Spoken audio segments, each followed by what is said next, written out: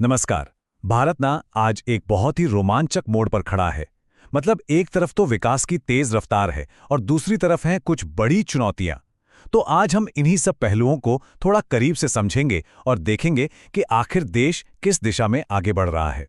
तो हम राजनीति की जो गर्मागर्म बहसें चल रही हैं वहां से लेकर अर्थव्यवस्था की ऊंची छलांग और समाज में जो बड़े बदलाव हो रहे हैं उन सब पर नजर डालेंगे। तो चलिए शुरू करते हैं। तो सबसे पहले बात करते हैं देश के पॉलिटिकल माहौल की। देखते हैं कि हाल के चुनावों ने आखिर क्या तस्वीर बनाई है।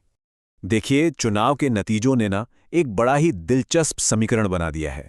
अब हो ये रहा है कि सरकार को अपनी नीतियों को लागू करने के लिए पहले से कहीं ज्यादा मशक्कत करनी पड़ रही है, और दूसरी तरफ एक मजबूत विपक्ष है जो संसद के अंदर भी और बाहर भी सरकार को लगातार घेर रहा है। अगर संसद के सत्रों की बात करें तो वहां 3 मुद्दे सबसे ज्यादा गूंजे हैं। पहला तो है बढ़ती महंगाई, जो हम सबकी जेब पर भारी पड़ रही है। दूसरा, युवाओं के लिए रोजगार के मौके। और तीसरा, किसानों की समस्याएं, जो कि हमारे देश की रीढ़ है। और इन तीनों ही मुद्दों पर सत्ता पक्ष और विपक्ष के बीच जबरदस्त बहस चल रही है। अच्छा, अब इन राजनीतिक बहसों से थोड़ा आगे बढ़ते हैं। देखिए, देश की तरक्की का एक और बहुत बड़ा पैमाना होता है उसकी आर्थिक रफ्तार। तो आइए अब देखते हैं कि इकोनॉमी और डिजिटल इंडिया के मोर्चे पर क्या चल रहा है।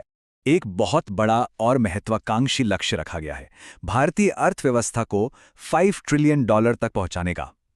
अब यह आंकड़ा सिर्फ एक नंबर नहीं है, समझिए, ये दुनिया की जो टॉप इकोनॉमीज हैं उनमें शामिल होने के भारत के इरादे को दिखाता है।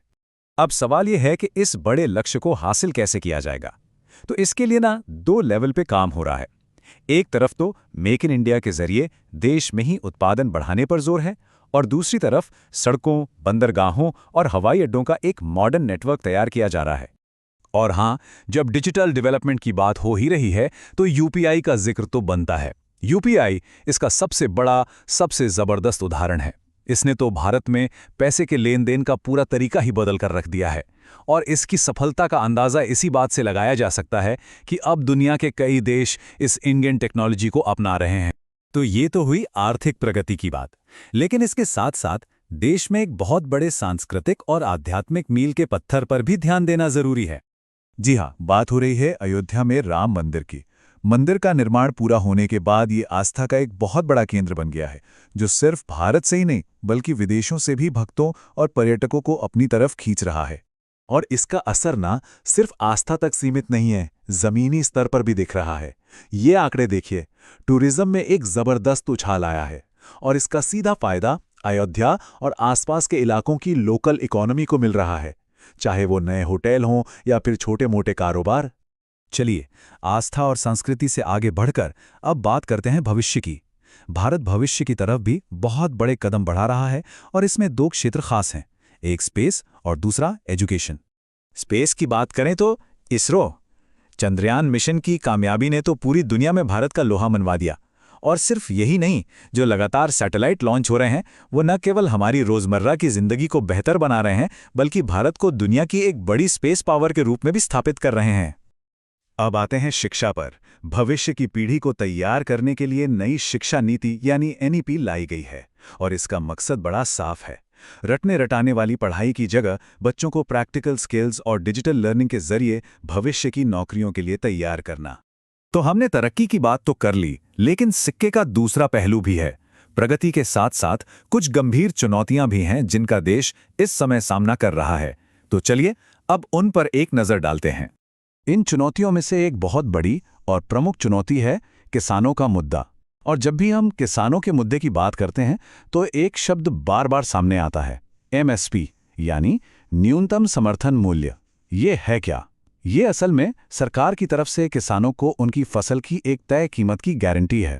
तो हो ये रहा है कि देश के कई हिस्सों में किसान अपनी मांगों को लेकर सड़कों पर हैं। उनकी जो मुख्य मांगें हैं वो एमएसपी के लिए कानूनी गारंटी और कर्ज माफी के इर्द गिर्द घूमती हैं। फिलहाल सरकार और किसान संगठनों के बीच इस मुद्दे पर बातचीत का दौर चल रहा है। अब किसानों के मुद्दे से आगे बढ़कर बात करते हैं बॉर्डर की। सीमा पर भी भारत एक साथ 2 मोर्चों पर काम कर रहा है। एक तरफ तो एलएसी पर अपनी सैन्य ताकत और इंफ्रास्ट्रक्चर को लगातार मजबूत किया जा रहा है, तो वहीं दूसरी तरफ चीन जैसे पड़ोसी देशों के साथ डिप्लोमैटिक बातचीत का रास्ता भी खुला रखा गया है, ताकि तनाव कम हो और शांति बनी रहे। और एक और बहुत बड़ी चुनौती है क्लाइमेट चेंज यानी जलवायु परिवर्तन, और इसका असर अब हमें साफ साफ दिखने लगा है। इस चार्ट को ही देख लीजिए, कहीं भयंकर हीट वेव यानी लू चल रही है तो कहीं विनाशकारी बाढ़ आ रही है। मौसम का ये जो बदलता मिजाज है ना, ये हमारी खेती से लेकर आम जिंदगी तक हर चीज पर बहुत भारी पड़ रहा है। तो इस चुनौती से निपटने के लिए क्या किया जा रहा है? भारत अब तेजी से रिन्यूएबल एनर्जी यानी सौर और पवन ऊर्जा जैसे साफ सुथरे ऊर्जा स्रोतों की तरफ बढ़ रहा है। और ये कदम सिर्फ पर्यावरण के लिए जरूरी नहीं है, बल्कि देश की एनर्जी सिक्योरिटी के लिए भी बहुत अहम है। अच्छा, इन तमाम चुनौतियों और बहसों के बीच एक चीज है जो पूरे देश को एक धागे में पिरो देती है, और वो है खेल, है ना? चाहे क्रिकेट टीम की जीत का जश्न हो या फिर ओलंपिक में अपने एथलीटों का हौसला बढ़ाना, ये वो पल होते हैं जो हमें याद दिलाते हैं कि हम सब एक हैं। तो कुल मिलाकर देखें तो आज का भारत एक बहुत ही मिलीजुली, एक कॉम्प्लेक्स तस्वीर पेश करता है। एक तरफ तो तेज विकास और सांस्कृतिक गौरव की चमक है, तो वहीं दूसरी तरफ आर्थिक और पर्यावरणीय चुनौतियों के गहरे साए भी हैं। तो सबसे बड़ा सवाल यही उठता है कि इस तरक्की और इन चुनौतियों के बीच बैलेंस कैसे बनेगा? भारत का भविष्य आखिर किस राह पर जाएगा? इसका जवाब तो आने वाला वक्त और शायद हम सब मिलकर ही देंगे।